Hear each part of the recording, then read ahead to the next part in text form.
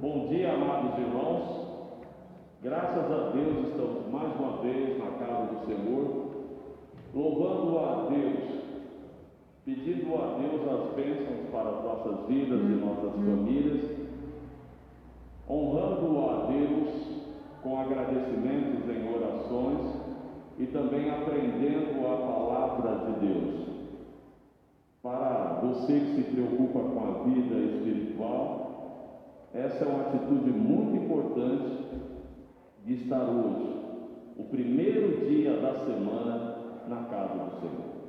Peço a todos que fiquem de pé e vamos orar ao Senhor, pedindo as bênçãos de Deus para o culto da Escola Bíblica Dominical desta manhã. Grandioso Deus e Pai, Criador do céu e da terra e de tudo que há, coloque o Senhor Deus em suas mãos a vida desses que estão nesse momento presente aqui nessa igreja. Peço ao Senhor Deus também que o Senhor possa alcançar a todos esses, Senhor Deus, que estão via online, acompanhando esse culto no lar, acompanhando esse culto talvez numa praça, acompanhando esse culto talvez no automóvel, Senhor Deus, mas tenha preocupação nessa manhã de ouvir a Tua palavra.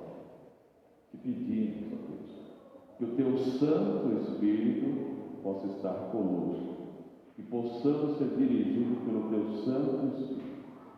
Usa, Senhor Deus, a minha vida, usa também a vida dos irmãos que estão dando assistência para esse culto, para podermos divulgar a salvação em Cristo Jesus. Oramos, Senhor Deus, nessa manhã, em nome de Jesus Cristo. Amém. Meus amados, o hino é o hino 1, 2, 3, que vamos agora louvar ao Senhor e bendizer ao nome do Senhor com o hino Bendito Cordeiro. 1, 2, 3 é o número do hino.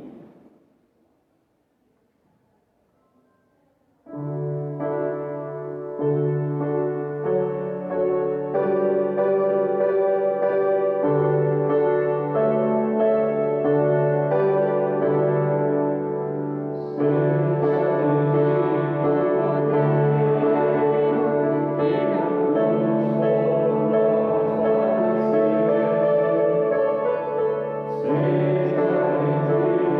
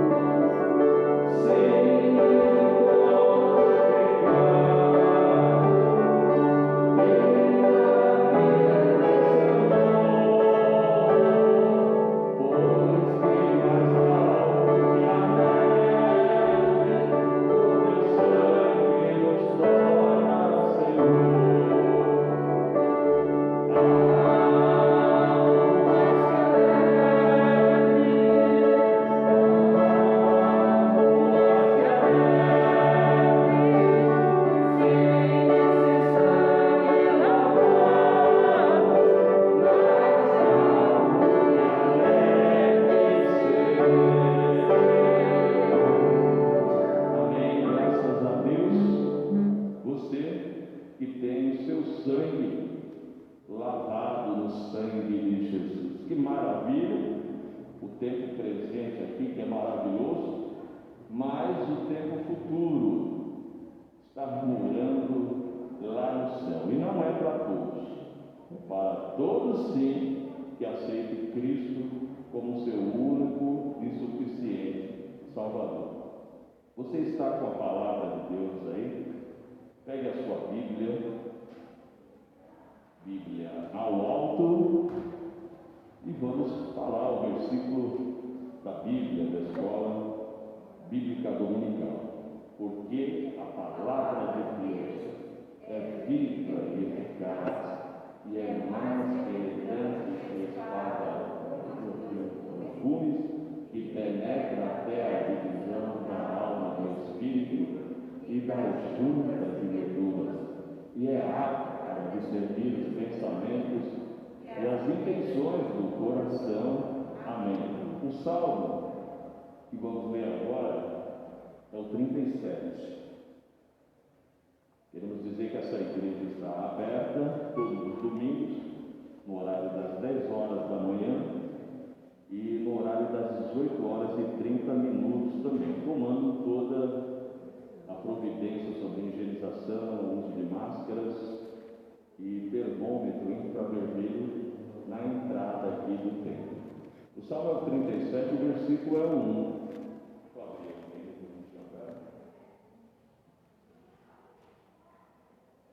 Salmo 37,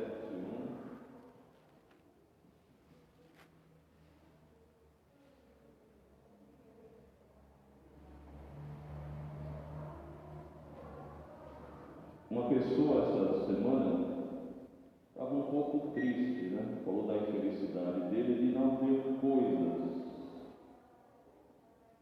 Ele estava comparando a vida dele com vida de milionários, de pessoas abastadas, né? E logo veio à minha mente também a comparação da vida dele simples com pessoas que não têm nada, ou com pessoas mais simples ainda. Então, já que é para comparar, talvez comparando dessa forma você pode ser mais grato a Deus. E olhando na Bíblia, você vai ser mais grato a Deus ainda. Você vai ver a riqueza que você possui nas mãos do Senhor. Então, Salmo é o 37, no versículo 1, e fala bem assim, vamos estar lendo até o 9.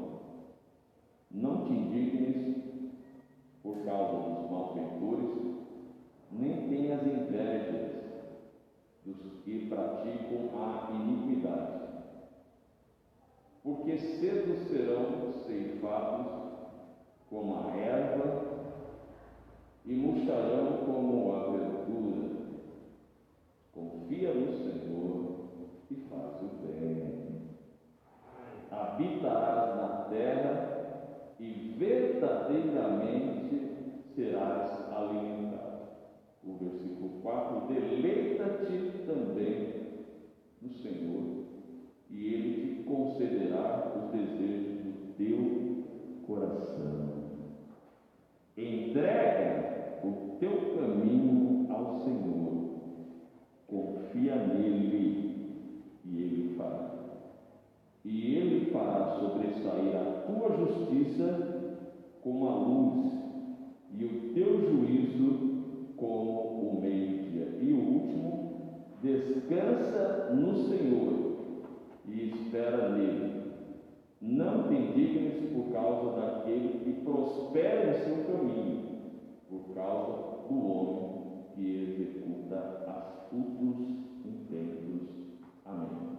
Podeis sentar, amados irmãos.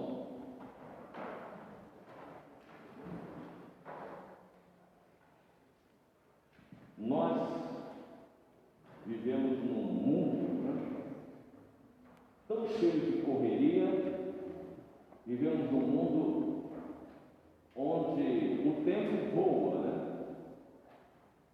Já estamos em outubro, amanhã é dia das crianças. Talvez o dia das crianças para as crianças demora muito para chegar, mas para a pessoa adulta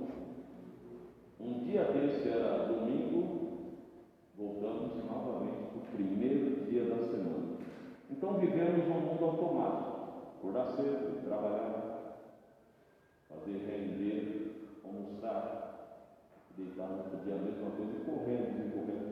Tentamos ganhar muito tempo. E o que acontece? Como que podemos viver bem num mundo tão automático? É não se aborrecer. Irmãos, eu fiquei sabendo de adolescentes que se aborrecem porque acham que a vida dele não vale nada, não está certo do jeito que ele pediu para Deus. Então a Bíblia fala para nós não nos aborrecermos. E se você quer viver bem, não se aborreça. Irmão, mas existem 1000 motivos para mim se aborrecer. Mas a Bíblia fala, não se aborreça. A Bíblia fala o contrário, confia no Senhor. Mas eu quero as coisas agora. Eu quero as coisas já. Espera no tempo de Deus.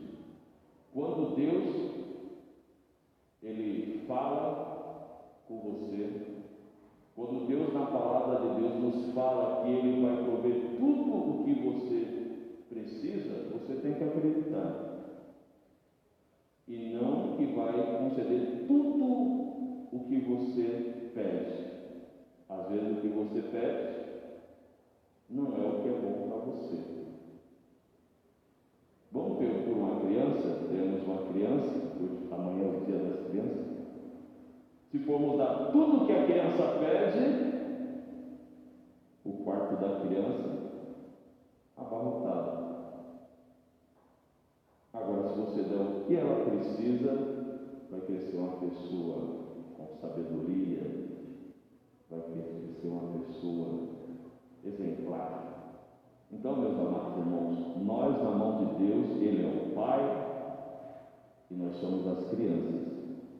E Deus vai conceder tudo o que você precisa. Você precisa só confiar e ser grato a Deus por tudo que Ele faz. Meus amados irmãos, em Malaquias capítulo 3, no versículo 10, fala sobre você honrar a casa de Deus. Deus, Ele pode fazer um banquete no deserto, e Deus de uma pedra Ele pode fazer uma barra de ouro. Você sabia disso? Então Deus não precisa do seu dinheiro, mas a obra de Deus precisa. Por isso oferta ao Senhor, dê o seu dízimo, faça um compromisso com Deus. E é mais ou menos assim, dado o dízimo. Quando chegar na sua mão o seu salário, separe já a parte de Deus. Não deixe as migalhas, não deixe a última parte para Deus, que talvez você não consiga, né? Mas já dá as primícias para Deus. Essa igreja não obriga ninguém a dar o dízimo de maneira nenhuma. Essa igreja alerta para o que está escrito na Bíblia, e você oferta ao Senhor com desejo do seu coração. Eu convido agora a igreja a ficar de pé. E você que está nos acompanhando, tem as contas também da igreja, bom? E você pode estar transferindo ou depositando. Vamos ficar de pé para louvar ao Senhor. O hino que vamos estar louvando ao Senhor, vou procurar aqui.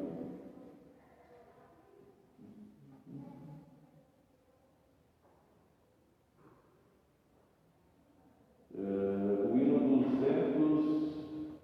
207, hino 207, primeira e última estrofe. Irmão Antônio, pode nos ajudar aqui? Eu já vou dar a minha parte.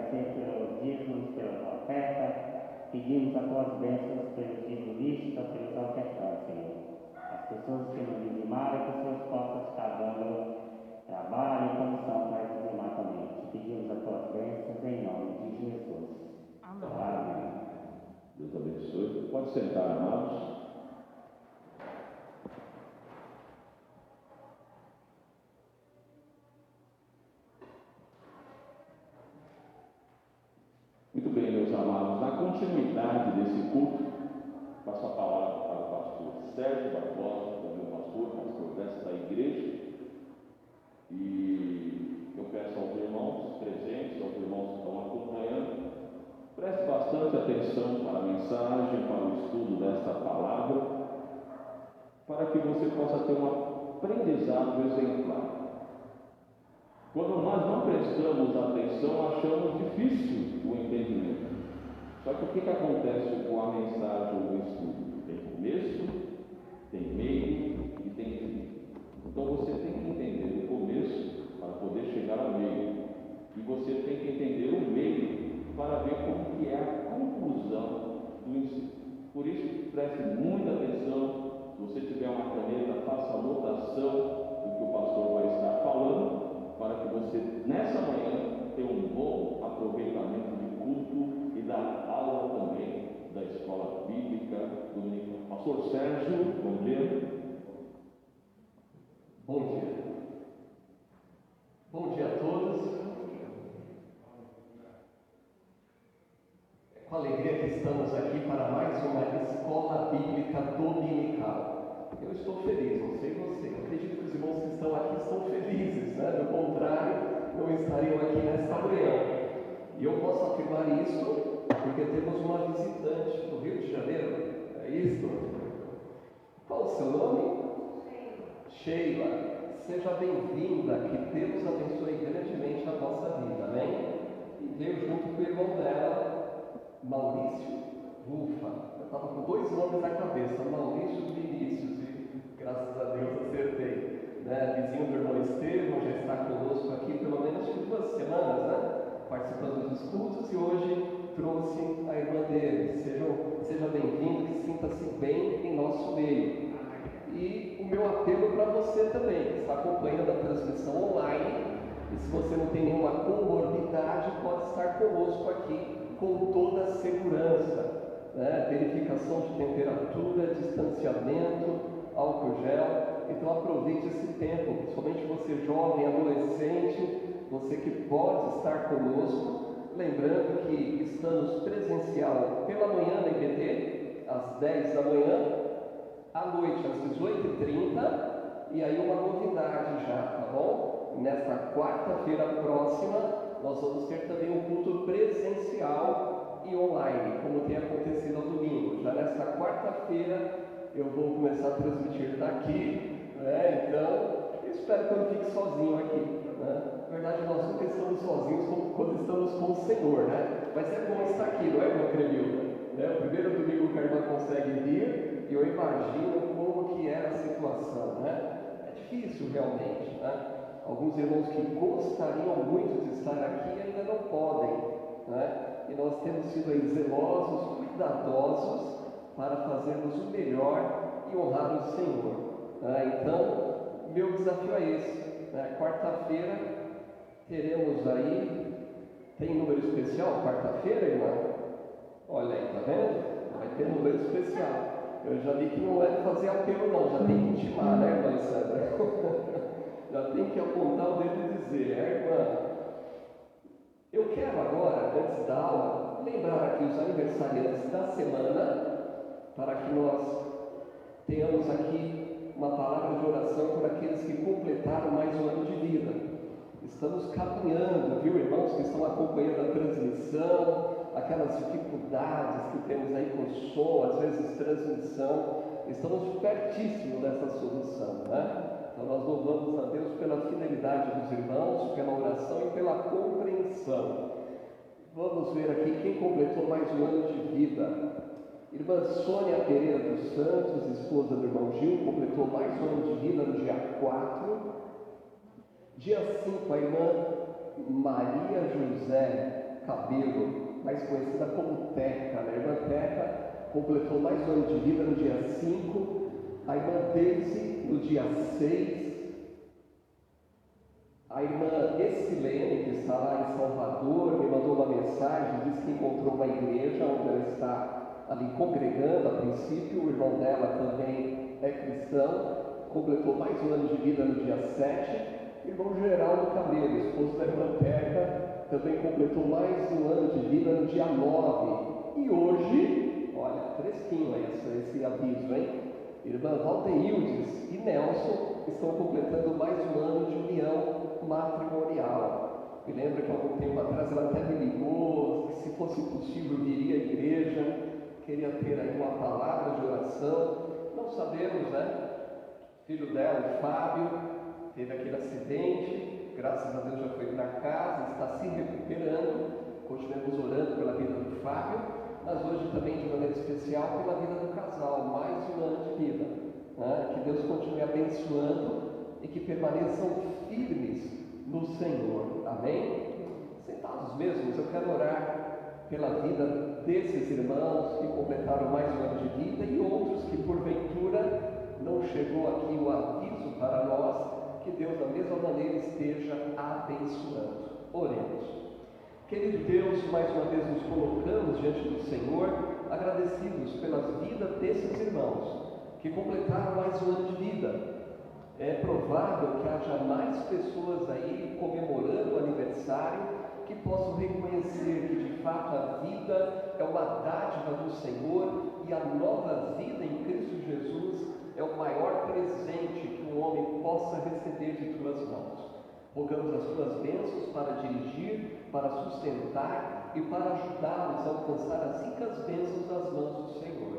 Eu oro também, Senhor, neste momento, rogando a tua graça sobre a vida da irmã Val, Nelson, completando mais um ano de união matrimonial. Abençoe a vida deste casal, que permaneçam firmes no Senhor e honrando a Ti. E que esta igreja seja uma bênção na vida desses irmãos. Nós rogamos a tua graça também para o estudo da tua palavra, dependemos do teu Espírito e que nos dê, Senhor, a compreensão da verdade que iremos ensinar. Oro também pelas crianças, pelo dia que será celebrado e hoje de maneira especial, algumas que passarão aqui ao lado para receber a sua lembrança, que possam realmente enxergar no nome de Jesus a importância de confiar em Jesus e que abençoe, que eles possam crescer em estatura e em graça para com Deus e com os homens.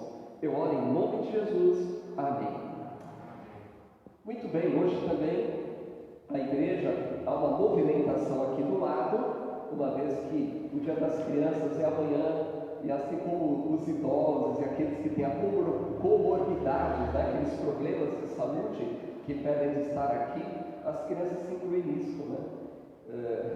As igrejas, né, nesse período também recomendaram aquela não frequência devido às situações, né? A princípio, porque muitas vezes são assintomáticas e podem produzir o vírus, mas nós descobrimos nesses últimos tempos algumas situações também de crianças que foram acometidas, né?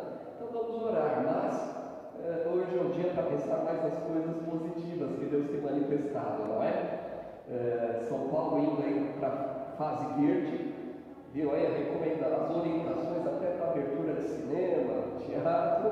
Então é provável que isso venha a abranger a igreja. Nós estamos trabalhando aí com uma frequência que nós nem atingimos ainda, né? Então isso significa que tem espaço para você aqui, então nós podemos aqui ter até 90 pessoas, né? Então nós temos aí uma boa margem para receber aqueles que querem participar do culto presencial. Terça-feira próxima eu devo receber, entre terça e quarta, mais algum comunicado de um assessor, de um vereador cristão, que possa talvez trazer alguma informação nesse nível de igreja. Então, tenho acompanhado constantemente, incansavelmente, desde o início da pandemia. Então, nesta semana devemos receber essa informação. Mas eu quero lembrar mais uma vez, quarta-feira, né, às 20 horas, teremos um culto presencial e online também, reunião de oração. E também hoje, normalmente a ceia é celebrada no primeiro domingo do mês, né? E a ideia era poder fazer isso no domingo passado, só que nós fizemos uma aquisição de novos cálices, nos quais já vem ali o pão, né? Na verdade são cálices onde você vai rosquear a tampa e vai pegar o pão. Embaixo você vai rosquear depois e o suco vai estar ali, para distribuição simultânea. Isso dá uma maior segurança nesse tempo de pandemia, entendeu? É diferente você ter que ir lá e às vezes todo mundo põe a mão lá, ou então vem lá com o garfinho, duas distribuição. Então isso dá uma margem de segurança para a distribuição da ceia do Senhor. Então hoje à noite, né, como chegou durante a semana, nós vamos celebrar a ceia do Senhor, né? A primeira ceia pós-período de quarentena. Que maravilha, né? Então, hoje à noite nós teremos essa alegria, né? E aí, para o mês próximo, nós continuaremos no primeiro domingo do mês, com esse revezamento, né, que nós temos, um mês pela manhã, outro à noite, para poder aí atender a todos. Alguns trabalham no domingo de manhã, outros têm alguma dificuldade e vão poder participar conosco, amém? Demais avisos que nós tínhamos aqui, um deles o irmão já falou, que é do dízimo, oferta. Os irmãos que são membros sabem que é possível fazer a transferência para a conta da igreja e comunicar ao nosso tesoureiro, dizendo que tipo de oferta é dízimo, missões, para que o destino seja certo. Já tenho afirmado aqui em alguns cultos os investimentos que a igreja teve que fazer nesse período de pandemia. Estamos fazendo ainda para melhorar a transmissão. Cesta do Amor também é muito importante. Agora de manhã alguém veio trazer, né, os pais não estão frequentando nesse momento, mas tem mandado aí os itens de alimento não perecível. Então estamos abençoando a vida de irmãos necessitados e de conhecidos também, levando o amor de Cristo. Então pode trazer à igreja, durante a semana, o dia que a irmã Cícera está aqui fazendo contato, ela vai receber, ou fazer o contato para o irmão Getúlio, Lauceia, Paulo e Miriam, e eles vão poder orientá-los, ou quem sabe buscar no seu lar. Muito bem, nossa aula ela é dinâmica, nosso tempo não é extenso, não é? Nós distribuímos hoje mais uma vez o esboço dessa lição, tal qual nós encontramos na apresentação. E você que não acompanhou esta aula desde o início, eu quero trazer aqui algumas informações básicas sobre o nosso estudo. Estamos indo para o fim já, hein? Nesse período de pandemia, eu iniciei esse estudo panorâmico, um panorama do Antigo Testamento. para trazer aí uma orientação básica aos irmãos sobre a leitura bíblica. E as primeiras aulas, que estão todas gravadas, os irmãos vão ver que vinha numa sequência lógica, né? Na Bíblia. Você lê Gênesis, vem criação, chamado de Abraão, a promessa de formar um povo, até que nós chegamos no momento em que, com José, aquela família chega no Egito, depois aquela família, já não é mais família, é um povo, sai do Egito. Então é uma nação da qual Deus havia prometido a Abraão que formaria. Então Deus faz com que eles tenham uma parada no Monte Sinai, próximo ao Monte Sinai, para receber as leis, porque afinal de contas Deus ia dar eles iam conquistar a terra prometida.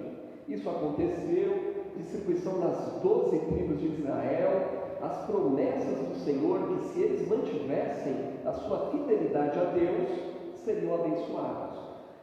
Os irmãos já estão indo aí para a Bíblia. Eu quero ler, hoje eu acho que é uma pegadinha, tá bom? Eu não vou ler Reis, vou ler 2 Crônicas, tá? 2 Crônicas, capítulo 33. E para quem está acompanhando a transmissão online, eu percebi agora que houve um erro ali na digitação. Lá está segundo T, é segundo Reis, tá bom? Após o culto nós vamos corrigir. Por que segundo Reis 21 a 25 e 2 Crônicas 33 a 36? São textos paralelos, que tratam do mesmo período. Mas eu quero ler 2 Crônicas, capítulo 33, e o versículo aqui, que eu vou ler, não vou ler o texto todo, mas o ideal é que os irmãos, na medida do possível, possam ler em casa para ter uma compreensão mais ampla. 2 Reis, capítulo 33, versos 9 e versos 10. Veja o que nos diz a palavra do Senhor. 2 Reis 33, versos 9 e 10. E Manassés tanto fez errar a Judá e aos moradores de Jerusalém, que fizeram pior que as nações que o Senhor tinha destruído de diante dos filhos de Israel. E falou o Senhor a Manassés e ao seu povo, porém não deram ouvidos. O que nós temos aprendido, ou melhor, observado, ao longo desse estudo aqui do Antigo Testamento, e de maneira especial do livro de Crônicas e Reis, esta situação na nação de Israel. Nós mencionamos aquela divisão das 12 tribos, acabou se tornando também uma divisão em 2 grupos em Israel, Reino Norte e Reino Sul. Reino Sul nós entendemos que tinha por base a capital Jerusalém. E o reinado de quem? Dos descendentes de Davi, Salomão e assim por diante. Ficaram ali 2 tribos, e as demais tribos, 10 tribos que se rebelaram primeiro, ficaram com as tribos do norte, como tribo do norte. E nós vimos em uma das aulas que algumas vezes, lendo os profetas menores, há uma exortação do Senhor para Efraim, porque Efraim era a maior tribo do norte, mas falando para Efraim, estava falando para todas as tribos do norte. Nós mencionamos também nas últimas aulas que o reino norte foi o primeiro a se rebelar contra o Senhor também, desobedecendo o Senhor, desobedecendo a palavra do Senhor, e a mão do Senhor pesou primeiro sobre este reino, o qual foi levado para cativeiro antes. Então, nesse ponto aqui, o que nós encontramos, essa menção de Manassés, que começou a reinar, no versículo 1 do capítulo 33, diz que ele reinou em Jerusalém. Por aqui nós entendemos que ele reinou no Reino Sul. É isso que nós podemos entender olhando aqui. Então, quando nós olhamos aqui para os livros de Reis e Crônicas, em todas as aulas que nós viemos até aqui, estávamos sempre aqui, e estamos ainda fazendo isso hoje, olhando para Reis e Crônicas, porque ali trata de um período, de uma época de anos, né? E os reis que reinaram ali, mas entretanto houve profetas que Deus levantou nesse período. para trazer uma exortação para o povo de Israel.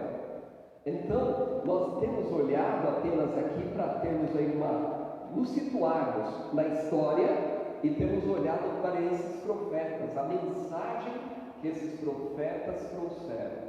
E nós observamos aí essa situação, pelo menos até a aula passada, retrasada, de profetas que se levantavam especificamente para trazer uma exortação para o reino sul e outros para o reino norte.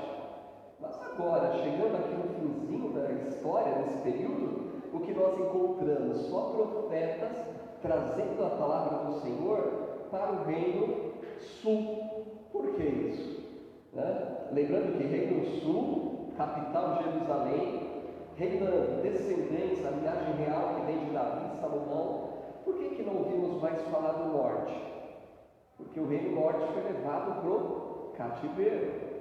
Quantas exortações Deus trouxe, eles não ouviram, desobedeceram e o resultado final foram levados para o cativeiro. Se vamos olhar no Antigo Testamento, antes de eles conquistarem a terra prometida, o que acontece? Deus falou: olha, se vocês temerem a mim, olha, todas as nações à volta vão conhecer que eu sou o único Deus. Vocês serão prósperos.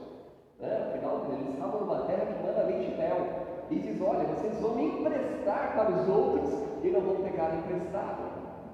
Entretanto, e olha que essa palavra é direcionada à nação de Israel. Existem coisas que são direcionadas a um povo, a uma nação. Muitos querem aplicar isso. É claro que se eu tiver a minha fidelidade ao Senhor, Deus vai me abençoar também. Mas olhando para lá, é uma palavra direcionada, são promessas para Israel. E lá dizia também: agora, se você desobedecer, eu vos espalharei entre os povos. E aí vocês vão pegar emprestado. Então a mão do Senhor pesou até esse ponto. Mas aqui é o início da mão do Senhor pesando sobre a desobediência do povo de Israel. Então primeiro pesou sobre o reino norte e agora é a vez do reino sul. E nesse período aqui, caminhando para o final, os reis que nós encontramos na sequência aqui, como nós acabamos de ler, falamos sobre Manassés.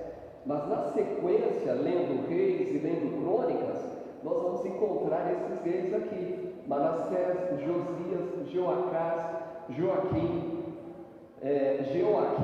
e Joaquim e Zedequias.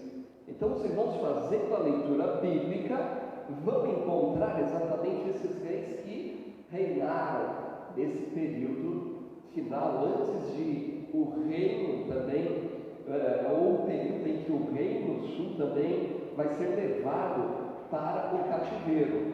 Houve também, uma vez que quando havia o cativeiro, havia uma situação, alguns reis, no lugar de conquistar muitos povos e de repente dizer: vou reinar sobre todos eles, eles tinham aquela característica que acontece, porém, por exemplo, com Nabucodonosor. O que ele fez? Ele pegou Daniel, os jovens, para ser treinado nos costumes e colocou em posição do quê? De governo ali. Então eles estavam ali como governadores, como líderes, mas subjugados ao povo estrangeiro.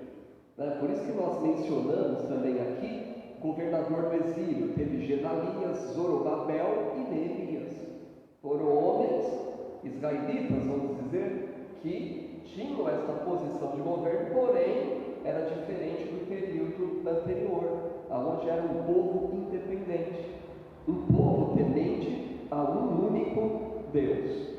E nós falamos também, ao longo dessas aulas, que mais importante do que o rei é o profeta, é o sacerdote, que conduz o povo à verdade da palavra de Deus.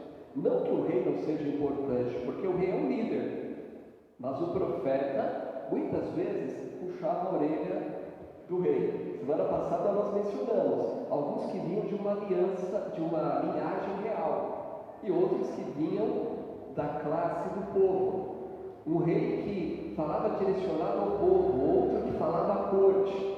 Deus sempre trabalhou dessa maneira. Agora, o rei tem a sua importância. Nós vimos esse versículo que acabamos de ler, né? Vocês prestaram atenção que diz lá no versículo 9: Manassés tanto desejar ajudar e aos moradores de Jerusalém, que fizeram pior do que as nações que o Senhor tinha destruído diante dos filhos de Israel.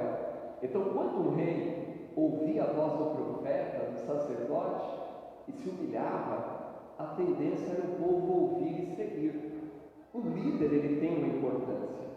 O que Deus quer hoje de mim e de você? Deus quer que nós sejamos verdadeiros cristãos. A responsabilidade é individual. Nós temos destacado isso hoje e sempre. Agora, nós sabemos que quando no lar o cabeça ele é firme no Senhor, a tendência é a família seguir, não é? Então, normalmente, se o homem ele toma uma posição de seguir, normalmente a família vem. Algumas vezes é verdade, ou melhor, muitas vezes é a mulher que se converte primeiro, mas ela mantendo a sua fidelidade, ela se torna, digamos assim, uma liderança espiritual do lar. Como nós também já vimos situações que são os filhos, as crianças que se convertem primeiro, e aí a responsabilidade é ser luz. E diante dessa situação de reis, esse era o propósito. Mas, no entanto, veja, Deus sempre orienta. Mas aqui diz que o Senhor orientou, o Senhor exortou tanto o povo como o rei. Mas, entretanto, ele escolheu o quê? O caminho da desobediência. Versículo 10, da parte final, está dizendo que, porém, não deram ouvidos. Você dá ouvidos ao Senhor? Você dá ouvidos à palavra do Senhor? É muito importante, como cristãos, nós darmos ouvidos ao Senhor. Eu tenho dito isso, tenho repetido, não me canso e não me cansarei. O propósito de Deus é que nós conheçamos melhor a palavra dele.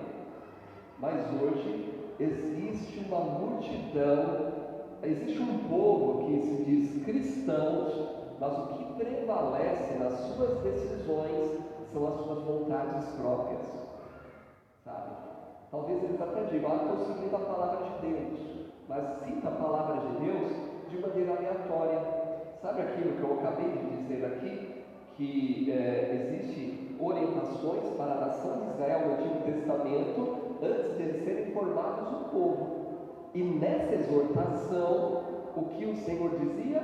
Me obedeçam. Por quê? Deus queria que os outros povos, as nações gentias, reconhecessem que aquele povo era diferente, que não tinha deuses, mas um Deus, e que era próspero por isso. Mas o que eles fazem? Seguem o costume das outras nações. E é por isso que eles são espalhados. Mas nós vemos que até hoje é um povo que Deus tem trabalhado, é um relógio que nos aponta a volta de Cristo. Por que todas as nações têm os olhos voltados para Israel? Os jornais constantemente falam-se a respeito de Israel. Isso não é por acaso, porque a Bíblia fala desse povo. E a Bíblia nos fala para estarmos atentos, porque a volta do Senhor, de fato, está próxima. Agora, quando eles não deram ouvidos à palavra do Senhor, sofreram as consequências. O mesmo acontece comigo, o mesmo acontece com você quando nós fazemos isso. Agora, seguindo aqui esse período desses reis, que é a parte final aqui, digamos, indo para essa fase final da história de Israel antes de Cristo, nós temos aqui alguns profetas. Está aí também na apostila, na folha. Quais são os profetas que Deus levantou nesse período? Nós temos aí Sofonias, Jeremias, Abacuque, Daniel, Ezequiel, Ageu, Zacarias e Malaquias. Nós estamos citando os profetas a cada aula dentro da ordem cronológica, não na ordem que está na Bíblia, no período em que eles foram levantados para trazer a sua palavra. E esses profetas aqui, nós encontramos aqui que foram levantados para trazer a palavra de maneira especial para o Reino Sul. Por quê? Estava em pecado. Por quê? O Reino Norte havia sido levado já para o cativeiro assírio. Agora eles tinham uma responsabilidade. Então hoje, como é um estudo aqui panorâmico, eu quero citar 4 e vou deixar os outros 4 para a semana que vem. Sabemos que é um estudo panorâmico, uma citação objetiva da mensagem desses homens e quem foram esses homens. Então eu vou falar hoje aqui de Sofonias, Jeremias, Abacuque e Daniel. Estamos caminhando aí para o final do panorama do Antigo Testamento, em alguns domingos, e aí depois a gente vai poder se organizar e ter mais professores aqui para não cansarem desse rosto que nos falou toda a pandemia online, e agora nos cursos presenciais, mas estamos ajustando já em ED para essa nova realidade. Então o que nós temos aqui? Nós temos aí um primeiro profeta, e aí você pode abrir a sua Bíblia em Sofonias, é um dos profetas menores. Não sei se eu estou judiando agora, pedindo para você encontrar Sofonias, mas é um dos profetas menores. Logo após Naum, vem Abacuque e Sofonias, tá bom? Um dos profetas menores. Naum, Abacuque e aí vem Sofonias. Nós encontramos esse período, esse profeta, que foi levantado pelo Senhor por volta do ano 625 antes de Cristo. Nós podemos crer nessas datas e não em milhões de anos. Hoje já não é necessário crer que a Terra tem milhões de anos, porque até mesmo através da própria ciência nós podemos entender o que aconteceu. Esses dias a minha filha perguntou a Sara: pai, e os dinossauros? Por que não eram pôs na arca? Eu falei: quem disse que ele não pôs na arca? Você pode ter colocado lá um filhote, mas eles eram o quê? Vegetarianos, e é claro que com a mudança climática entraram em extinção como tantos outros animais. Então a gente não precisa olhar para o lado científico e dizer: a Terra tem milhões de anos e os dinossauros viveram lá. Não. Hoje a própria ciência já traz as respostas adequadas para tudo. Mas Sofonias foi um profeta levantado pelo Senhor nesse período. O nome Sofonias significa o Senhor esconde, Ou seja, talvez destacando essa realidade de que ele era guardado por Deus, ou melhor, que ele se escondia no Senhor. E nós mencionamos que, olhando para os profetas, nem todos vieram de uma linhagem real, mas Sofonias, ele veio de uma linhagem real. Sofonias capítulo 1, versículo 1 diz: palavra do Senhor que veio a Sofonias, filho de Cusi, filho de Gedalias, filho de Amarias, filho de Ezequias, nos dias de Josias, filho de Amon, rei de Judá. Então nós encontramos aqui essa linhagem. Então ele vem de uma linhagem nobre, Então é um homem que veio a ser preparado, eu creio nisso. Eu creio que nós não nascemos na família que pertencemos por acaso. É um propósito divino. E algumas vezes é assim, às vezes já vem de família, por exemplo, eu tenho um tio que é pastor jubilado, tenho um primo, 2 primos que são pastores, um que infelizmente não está mais no ministério por algumas situações, e através desta vivência, algumas situações Deus vai nos moldando e preparando para o ministério que vamos desempenhar.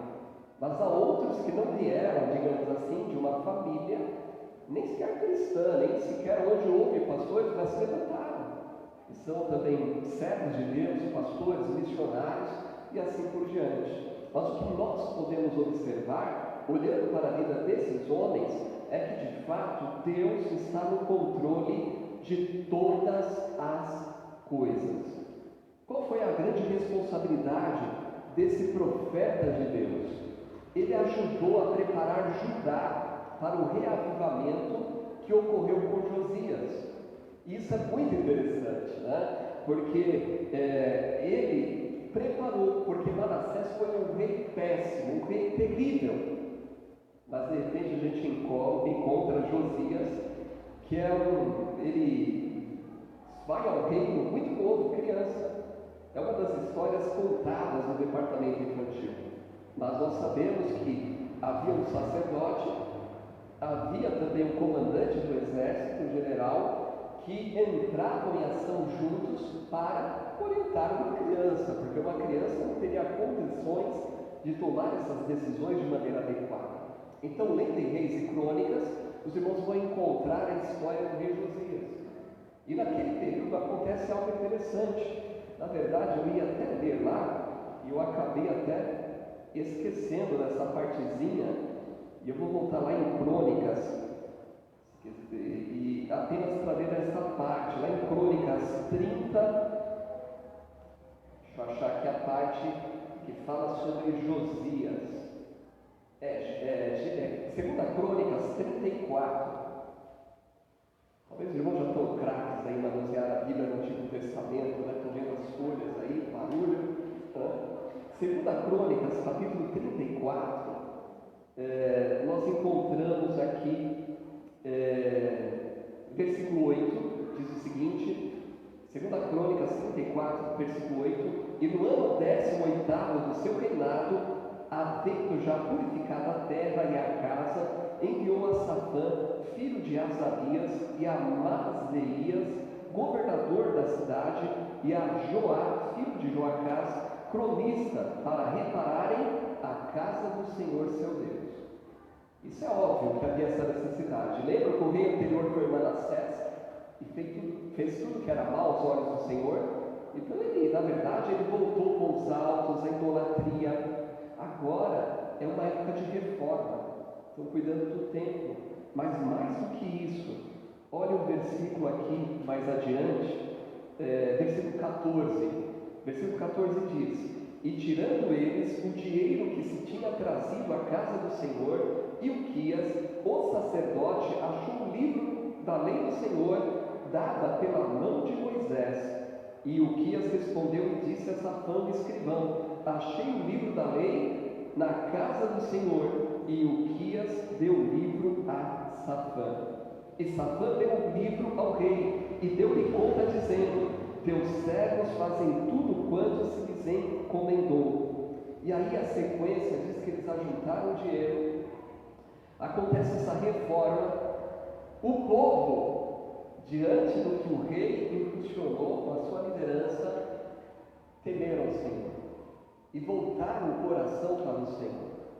Então nós percebemos que Sofonias, esse profeta, nesse período tão negro da história, foi levantado pelo Senhor exatamente para ajudar a preparação de Judá, do povo de Judá, para o reavivamento que aconteceu no reinado de Josias.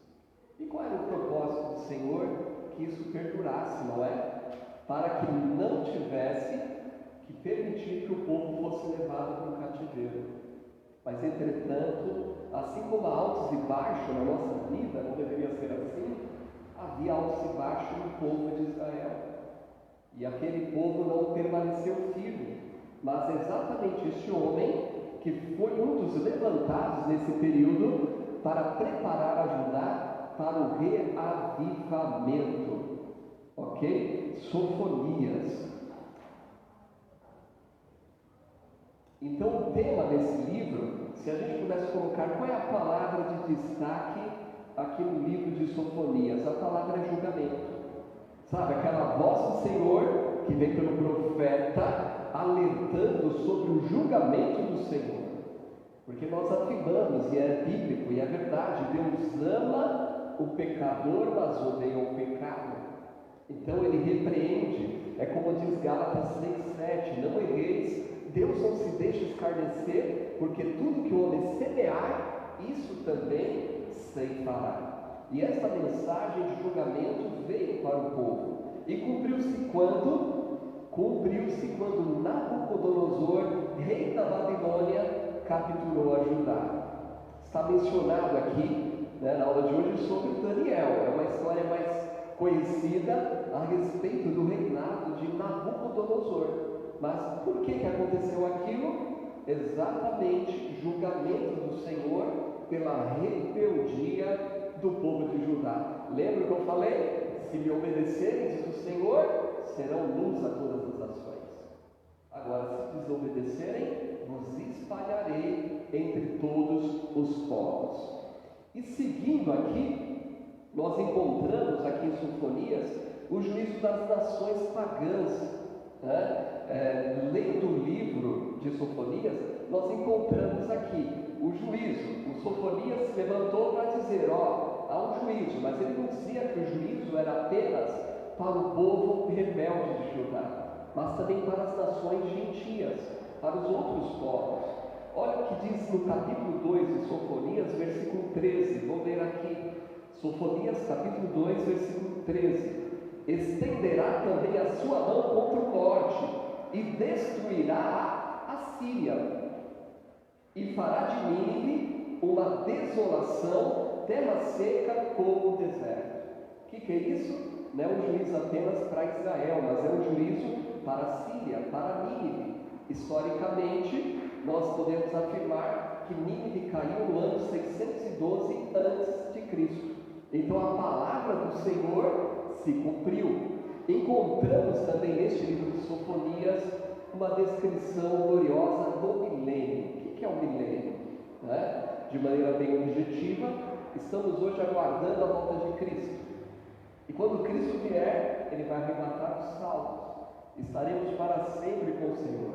Na terra, 7 anos de tribulação, sob a liderança do anticristo. Mas no final da tribulação, Cristo vem com os anjos, com a igreja, para defender o povo de Israel. E aí aquela conhecida batalha de Armagedon. E o Senhor, Ele vai destruir o inimigo com o sopro da sua boca. E Ele vai estabelecer o quê? O milênio. O reino onde literalmente Ele vai reinar por 1000 anos sobre a terra. Então, se os irmãos lerem Sofonias capítulo 3, a partir do versículo 9, nós encontramos aqui uma descrição também desse quadro. Podemos olhar lá no versículo 14, por exemplo. A partir do 14 é uma descrição feita aos fiéis. Olha o que diz o versículo 14: canta alegremente, ó filha de Sião, rejubila, ó Israel, regozija-te e exulta de todo o coração, ó filha de Jerusalém. O Senhor afastou os teus juízos, exterminou os teus inimigos. O Senhor, o Rei de Israel, está no meio de ti, e tu não terás mais mal algum. Então, se ler aqui, nós vamos ver uma descrição adequada ao milênio. Nós vamos ver aquela situação do Éden, antes do pecado, e quando nós olhamos para o milênio, a descrição bíblica diz, não vai ter mais essa destruição, o homem fugindo dos animais, porque Cristo estará reinando. Estamos aproximando de mais uma eleição, e toda vez eu afirmo isso, o verdadeiro reinado de paz, prosperidade, é somente o de Cristo. Mas há muitos que ainda se iludem, É claro, precisamos voltar de maneira coerente, orar com sabedoria, temos o dever cívico, mas temos que ter essa consciência: homem algum vai resolver todos os problemas da humanidade. E principalmente quando nós olhamos e vemos que a maioria são o quê? Ímpios. Não tem Jesus como Salvador. Mas no futuro, Cristo vai mostrar aos homens o que é um governo de verdade, de equidade, de justiça e de paz. Poderia até voltar agora no livro e falar de Abacuque, mas não. Como nós estamos olhando cronologicamente, Sofonias foi levantado e trouxe a mensagem nesse período. Mas cronologicamente, nós precisamos olhar agora e fazer uma menção de Jeremias. Jeremias, nós temos aí um livro grande, um livro extenso na Bíblia, e na verdade nós encontramos o livro de Jeremias e o livro de Lamentações de Jeremias. E é interessante porque esse profeta, ele é conhecido como o profeta chorão, não é? E olhando em Jeremias, capítulo 1, versículo 1, nós encontramos o seguinte: palavras de Jeremias, filho de Hilquias, um dos sacerdotes que estavam em Anatote, na terra de Benjamim. Então nós encontramos aqui a origem, a descrição a respeito deste homem. Uma coisa também, não sei se os irmãos repararam, algumas vezes nós temos que mencionar sobre esse profeta, nós não temos mais informação nenhuma. Às vezes fala de um profeta e diz filho de fulano, mas você não sabe nem quem é o fulano. É aquela situação que eu falei. O importante, acima de tudo, é saber que aquele homem foi chamado pelo Senhor. E é o que nós encontramos. Mas no caso de Jeremias, nós vemos aqui, vindo de uma linhagem onde havia também sacerdote. Diz aí que era filho de Hilquias, de nascimento nobre, da linha de Finéias, que era o terceiro sumo sacerdote. Qual a diferença do sumo sacerdote para o sacerdote? Nesse período, nós mencionamos lá atrás, havia o tabernáculo, né? E era um tipo de Cristo, aquele tabernáculo. O povo de Israel se reunia ali à volta e havia os sacerdotes que cuidavam das ofertas. E nós vimos que, entrando ali no tabernáculo, havia a porta, ou seja, uma decisão de oferecer o sacrifício pelo pecado. E é um tipo de Cristo. Jesus falou: eu sou a porta. E porta é um lugar de decisão pessoal, né? Não é lá o irmão Israel chegar e empurrar o Isaac e a Carol está dentro, né? Não, né? Mas você direciona com a vida, com a orientação. Mas um dia a Carol e Isaac tomaram uma decisão, entenderam que eram pecadores e entraram pela porta que é Jesus. Então prefigurava Cristo, o tabernáculo, os objetos. E quando eles entravam pela porta no tabernáculo, a primeira coisa que via era o altar, onde eram sacrificados os animais. E o cordeiro, o animal, um tipo de Cristo. O sangue era derramado. Logo após o altar havia a pia de bronze com água. E Jesus falou que ele é a água viva. Ali eles usavam também aquela pia para se limpar de todo aquele sangue que era derramado constantemente. Depois tinha um lugar santo, e no lugar santo havia a mesa com 12 pães, representando as 12 tribos de Israel. Havia o castiçal de um lado que iluminava ali, mas lembramos que Jesus afirmou que ele é a luz da vida. Os pães, Jesus falou que é o pão da vida. E o altar de incenso, né, um tipo da oração que sobe ao céu. E havia um véu separando do lugar santo dos santos. Em Mateus, que foi escrito de maneira específica, né, para Israel, quando Jesus morreu, foi crucificado, diz que o véu do templo se rasgou de alto a baixo. Mas até então, aí só o sumo sacerdote. Os sacerdotes cuidavam do ministério para cá. Agora, no Santo dos Santos, era o sumo sacerdote que entrava uma vez por ano para oferecer sacrifício por todo o povo. E aí essa explicação. Finés era o terceiro sumo sacerdote, né? E nesse lugar santo dos santos, apenas o sumo sacerdote entrou. Agora, com a morte de Cristo e a ressurreição, a Bíblia afirma que Cristo é o nosso sumo sacerdote.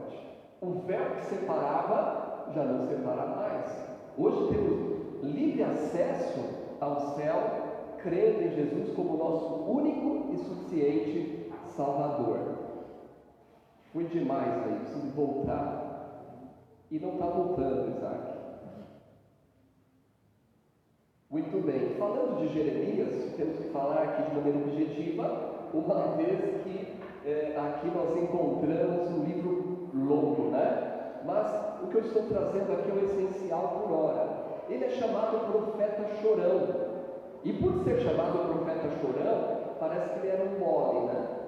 Mas vejam que de Jeremias, capítulo 9, versículo de número 1, por que ele é chamado profeta chorão? E aí volta a dizer, tem depois o livro de Lamentações de Jeremias.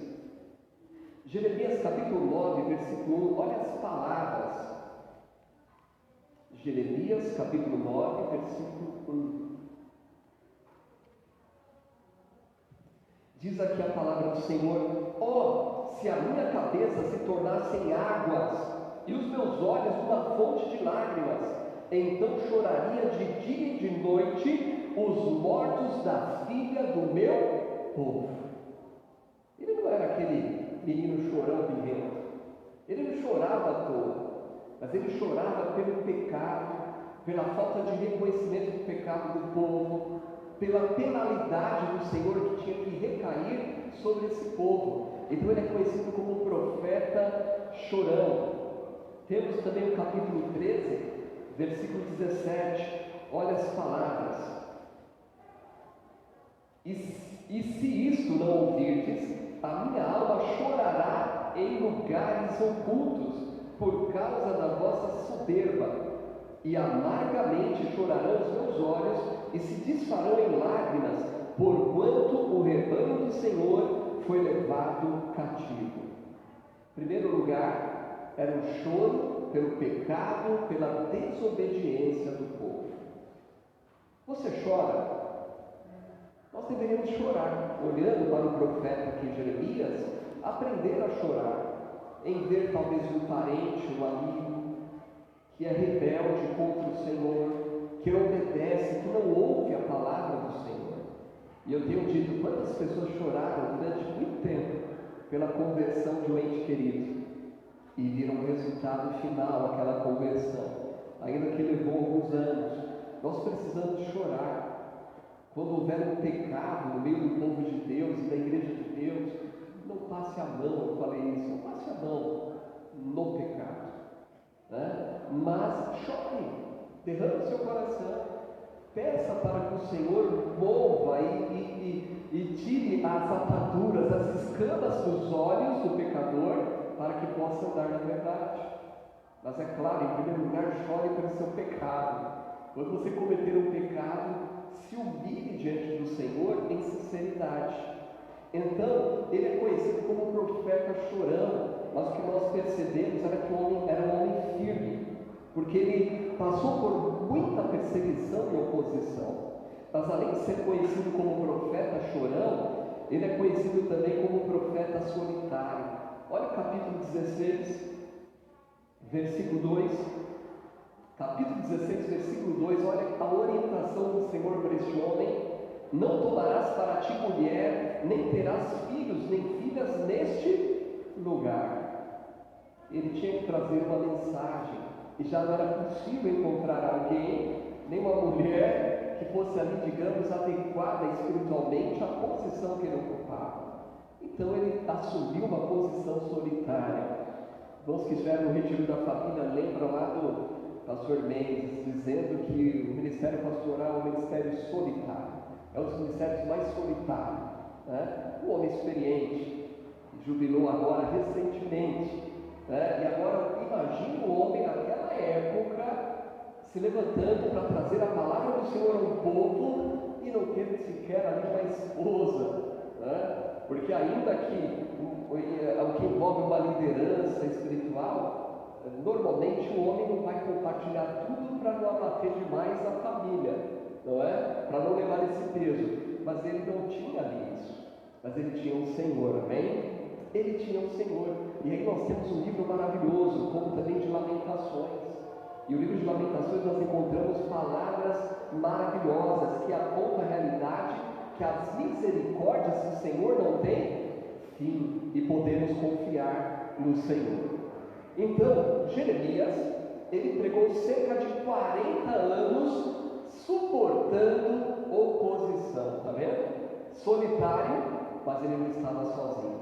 Existe um livro, já mencionei um pouco sobre Nick Cruz.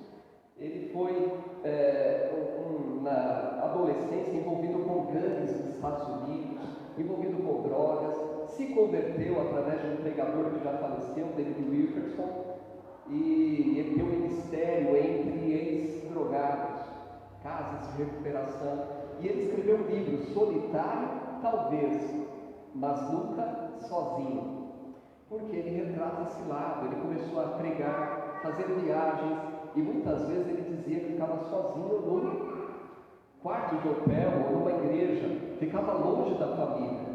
Então ele diz: olha, eu me sentia solitário, mas nunca sozinho, porque Cristo estava comigo. E a mesma coisa na vida deste homem. Pregou 40 anos suportando oposição, espancamento. Acha que só houve isso no ministério do apóstolo Paulo?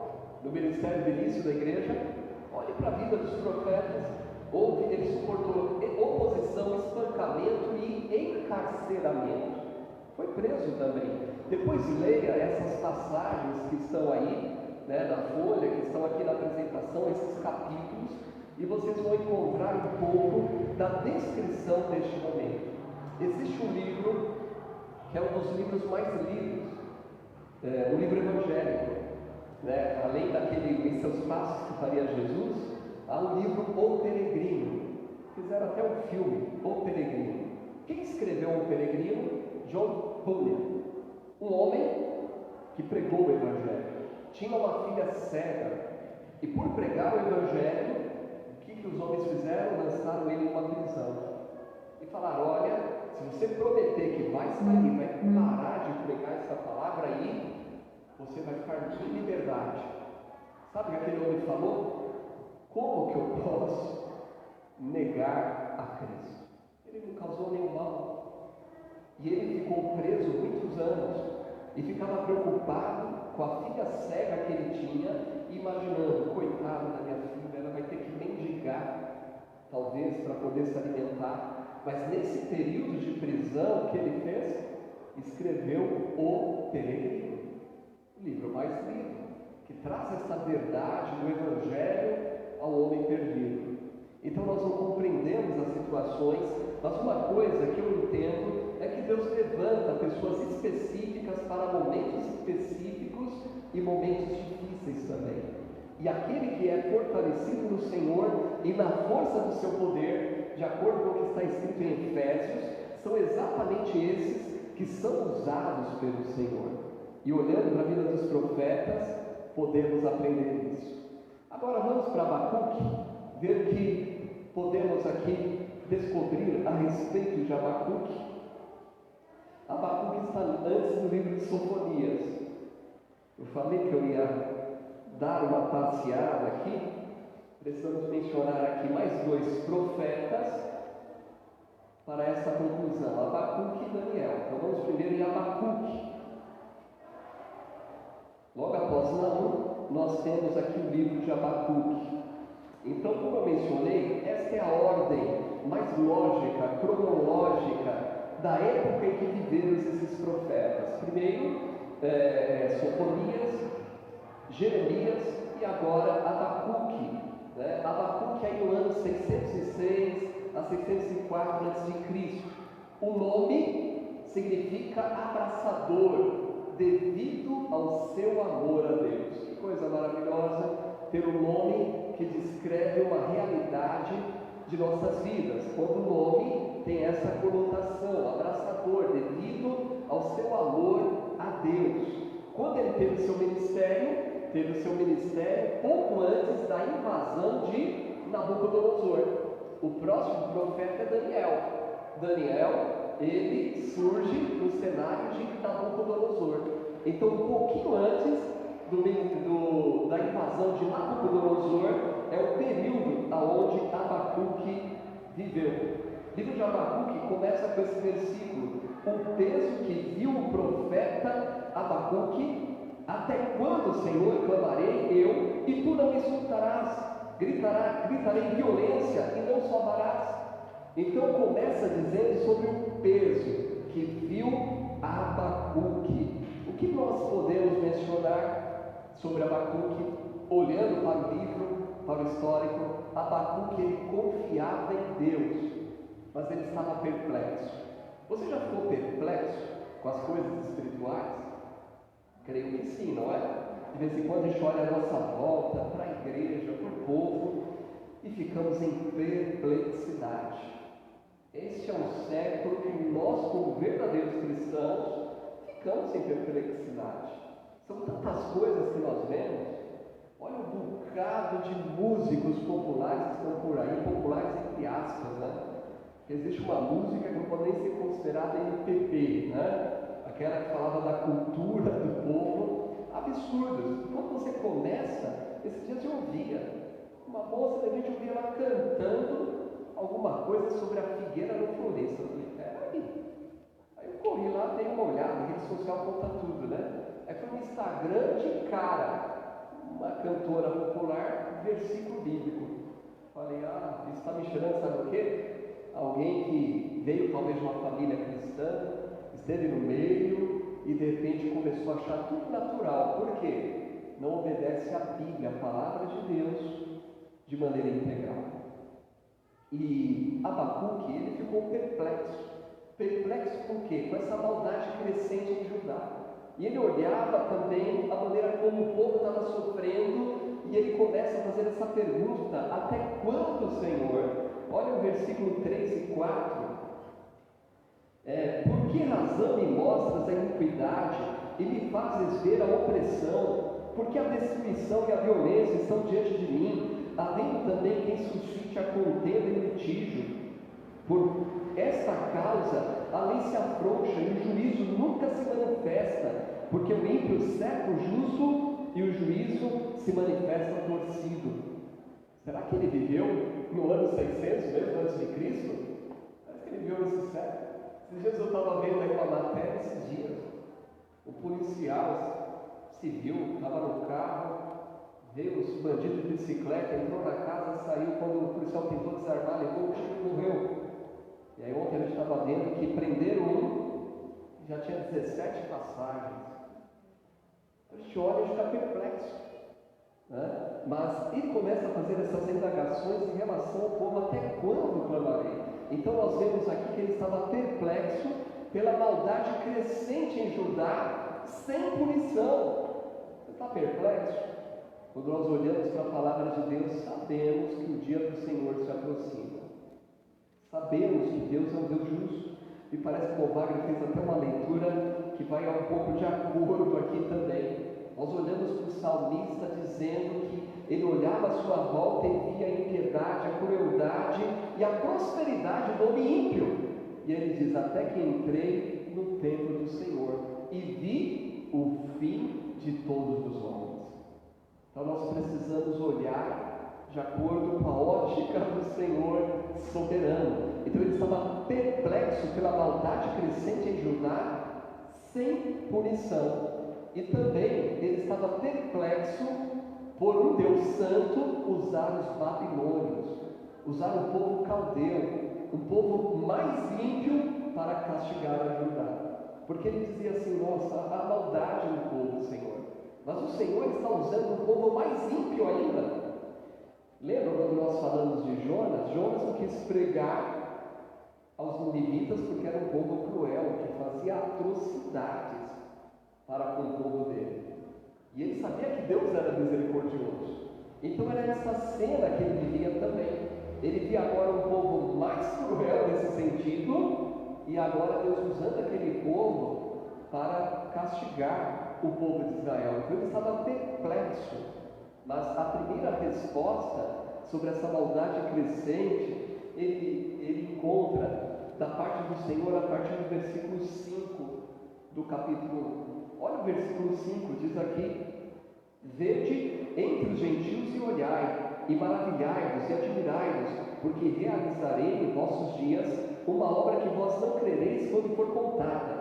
Porque eis que suscito os caldeus, nação amarga, impetuosa, que marcha sobre a largura da terra para apoderar-se de moradas que não são suas. Horrível e terrível é, dela mesma será o juízo e a sua dignidade.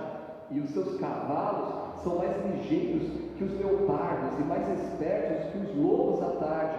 Os seus cavaleiros espalham-se por toda parte, os seus cavaleiros virão de longe, voarão como águias que se apressam a devorar.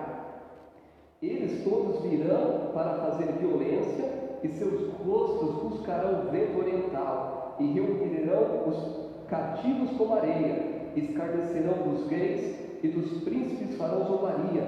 Eles se rirão de todas as fortalezas, porque amontoarão a terra e as tomarão.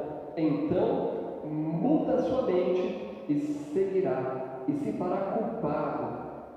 atribuindo esse seu poder ao seu Deus. Na verdade, mesmo quando Deus usou o povo mais ímpio para castigar o seu povo, Ele castigou aquele povo. Mas lembra, nós olhamos aqui para todos os profetas usados pelo Senhor para trazer o povo de volta para o caminho. O que acontece na nossa vida diariamente, ao longo da nossa vida, do histórico de vida? Quantos problemas nós enfrentamos? E algumas vezes nós avaliamos, e muitas vezes nós estamos fazendo o que diz Jeremias em Lamentações: de que se queixa o homem, a alma vivente? Queixa-se cada um dos seus pecados. E aí 1 João 9 diz: se confessarmos os nossos pecados, Ele é fiel e justo para nos perdoar e nos purificar de toda injustiça. Então essa perplexidade que atingiu Abacuque e atinge a nós, só pode ser respondida pelo Senhor. É Deus ainda exercendo a misericórdia dEle para que haja o arrependimento da nossa parte, para que paremos de colher, de semear vento e colher tormentas, né? Então a primeira resposta à perplexidade está exatamente aí, capítulo 1, versos 5 a 11. E a segunda resposta nós encontramos também no livro de Abacuque.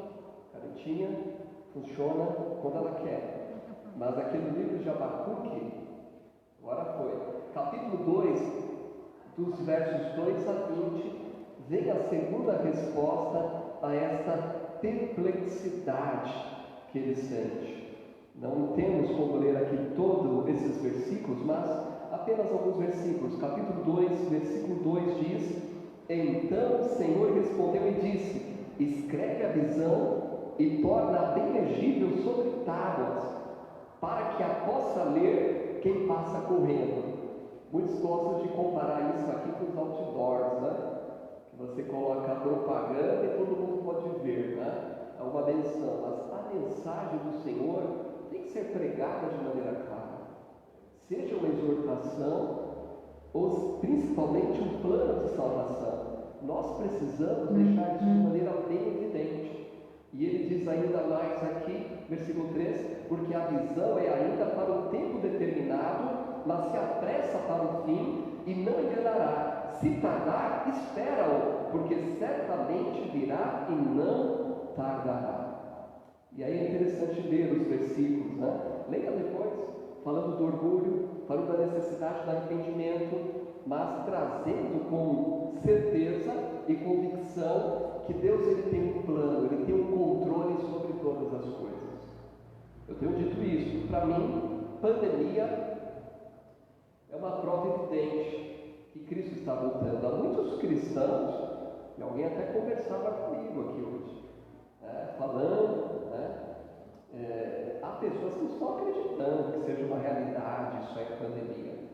Mas, meus irmãos, para que tenho acompanhado muitos pastores, não apenas batistas, eu até trouxe uma estatística batista da convenção, mas muitos pastores, obreiros e cristãos morreram com a Covid. Os pênis de Cristo constantemente há menção de pessoas atingidas pela Covid. O que eu posso enxergar é essa realidade, aquilo que Deus diz lá em Apocalipse, para o período da tribulação, que eu não vou estar aqui, e nem no salvo, graças a Deus, derramar das taças da ira do Senhor, aquelas pragas crescentes vão acontecer. Estamos orando pela vacina e rogando ao Senhor e crendo no poder de Deus. Mas tem que ter cuidado. Ontem até ouvia um médico, né, falando a respeito da vacina. Ele dizia: olha, marcar uma data para agora é muito cedo. Ele acredita que até o meio do ano que vem possa acontecer uma vacina com segurança, né? Mas muitos estão dizendo agora é um lado político, movidos por interesse. Então nós precisamos manter o nosso cuidado.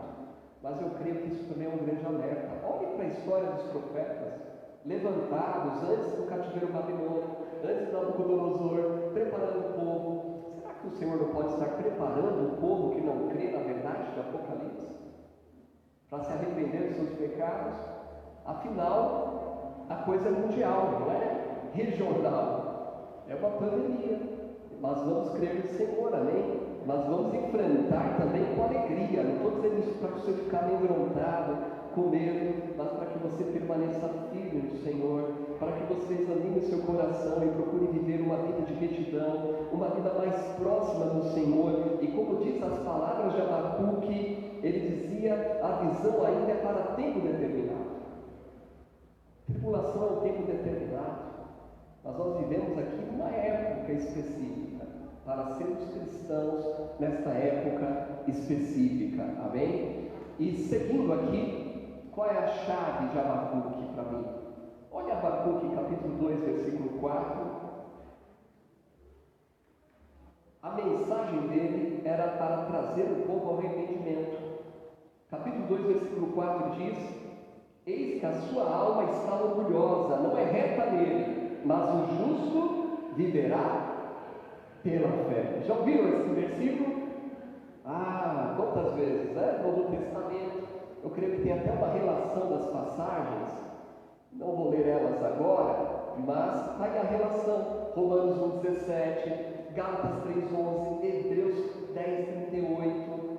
O autor de Hebreus, ele diz: mas o justo viverá pela fé, e se ele recuar, a minha alma não tem prazer nele. Quantas pessoas que recuaram nesse tempo de pandemia? Recuaram do seu trabalho, da sua atividade, do uso dos seus dons, de buscar a Deus. Eu creio que a melhor exortação vem de Deus. É ler esse versículo e ver: você está recuando? Se você recuou, a alma do Senhor não tem prazer em ti. Então aqui é um versículo chave, em Abacuque 2,4. E olhando para Abacuque, nós encontramos um salmo maravilhoso também no capítulo 3. O encerramento desse livro termina de maneira maravilhosa. Há muitos cânticos, hinos, louvores com essas palavras, o versículo 17 do capítulo 3. Porque ainda que a figueira não floresça, nem haja fruto na vide, ainda que decepcione o produto da oliveira, e os campos não produzam mantimento, ainda que as ovelhas da malhada sejam arrebatadas, e os currais não haja gado, todavia eu me alegrarei no Senhor, exultarei no Deus da minha salvação. Lembra? Ele olhando o quadro triste, mas ele termina com a plena confiança no Senhor. Não pode faltar o fruto hoje, mas Deus é o meu sustentador. E precisamos ir aqui para o último profeta, rapidamente, Daniel, ano 537 a.C. O nome Daniel, esse profeta, significa Deus é meu juiz. Eu creio que uma coisa principal que esse nome pode nos ensinar é exatamente crer nisso: Deus é meu juiz. Primeiro capítulo de Daniel, encontramos ele e seus amigos sendo levados cativos para a Babilônia. Crê-se que ele tinha cerca de 14 a 16 anos. Nessa idade, ele e seus amigos foram levados, saindo da sua cultura para uma outra cultura, longe da sua família, do seu povo, para ser treinado dentro do costume pagão. Ou seja, eles foram levados na primeira deportação, porque houve várias deportações como essa. E na primeira deportação, e ele passou o resto da sua vida como profeta e oficial do governo. O pastor Josué me conta que quando ele teve uma bênção, ganhou uma bolsa para estudar nos Estados Unidos, ele era jovem, recém-casado, com a esposa, a filha pequena, foi para lá. Mas disse que era difícil para ele, a saudade do país. Né? Então as pessoas que saem da sua nação têm isso, né? De sentir um amor, né? De ser patriota. Mas veja, ele viveu toda a sua vida ali, longe. Mas entretanto, o seu ministério consistiu em testemunhar o poder de Deus por meio da sua vida pessoal e das suas profecias. Encontramos também os seus amigos dando esse testemunho. Né? Daniel foi lançado na cova dos leões e fez o leão por travesseiro, podemos dizer. Né? Mas o anjo do Senhor estava ali, cuidando dele e protegendo.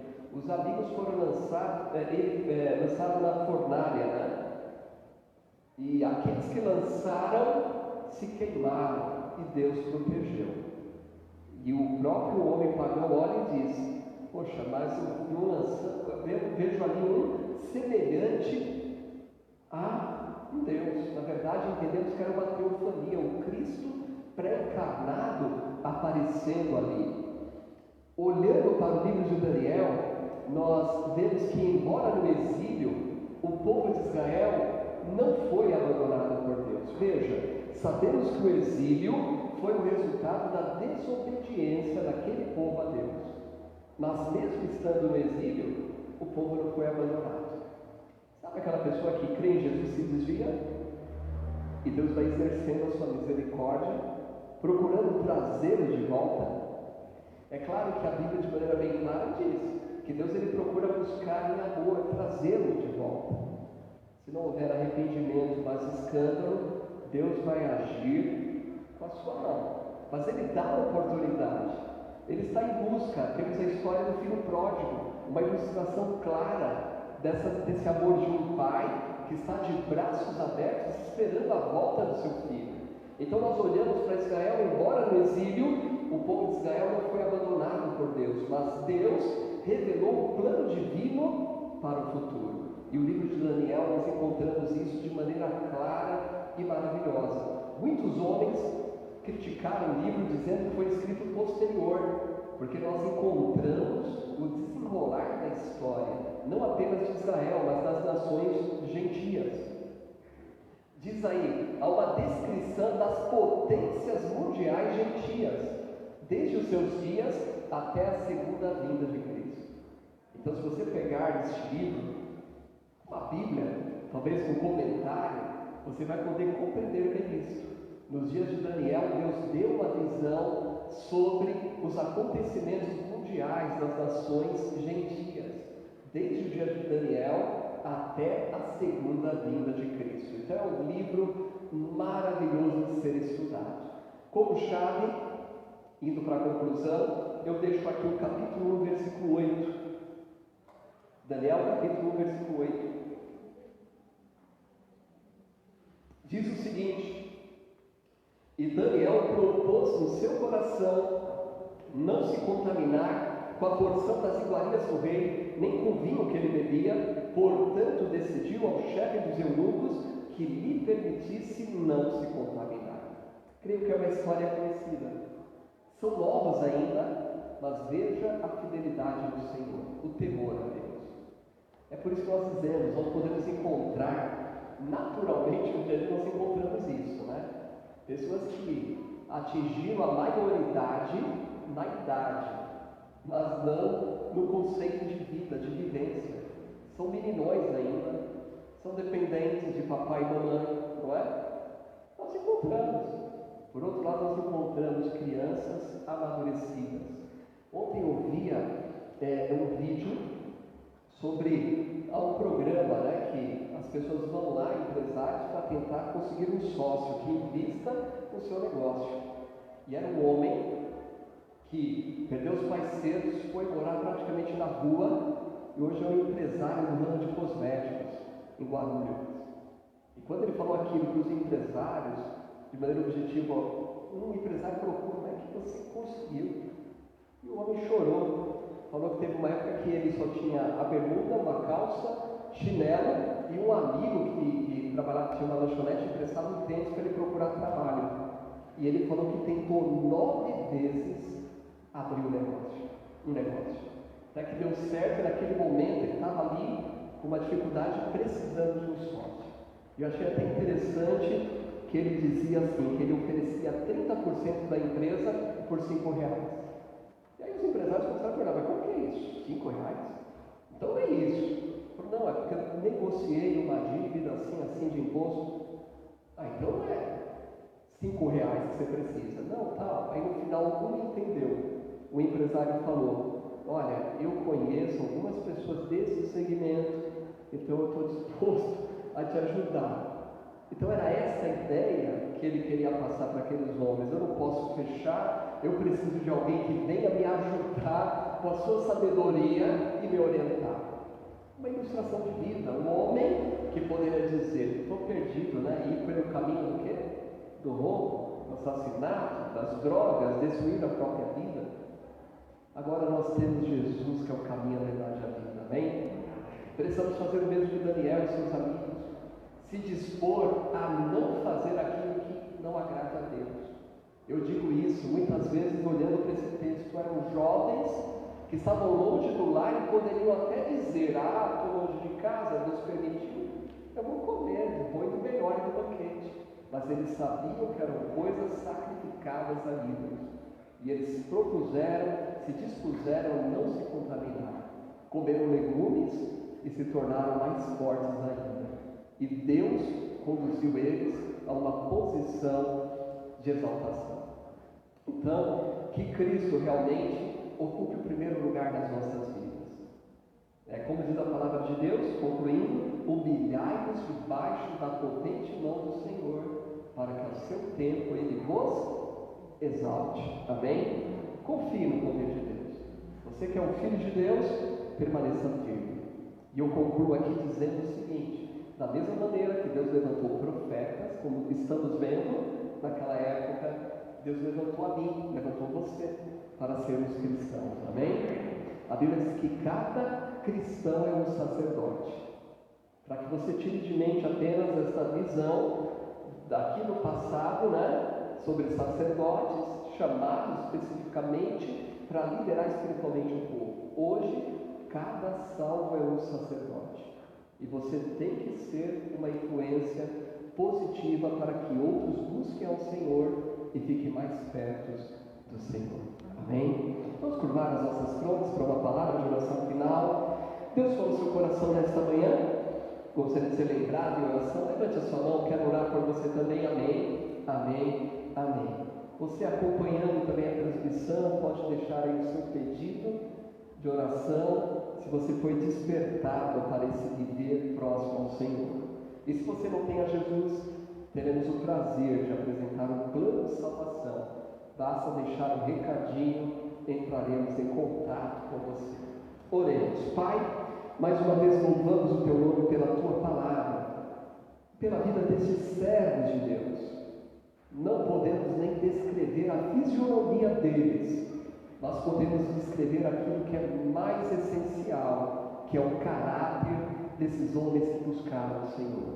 Nos ajude, ó Deus, a sermos, ó Pai, esse cristão verdadeiro, esse sacerdote nesta época tão complicada em que nós vivemos, crendo no Teu nome e crendo no Teu poder. Nos ajude, ó Pai, tomar essa decisão de Daniel e seus amigos, de nos dispormos a servir ao Senhor fielmente. Eu oro, rogando as Tuas bênçãos sobre a vida dos irmãos, que levantaram as suas mãos, que estão tomando suas decisões, acompanhando esse estudo online, que permaneçam firmes no Senhor e que descansem na força do Seu poder. Eu oro em nome de Jesus. Amém.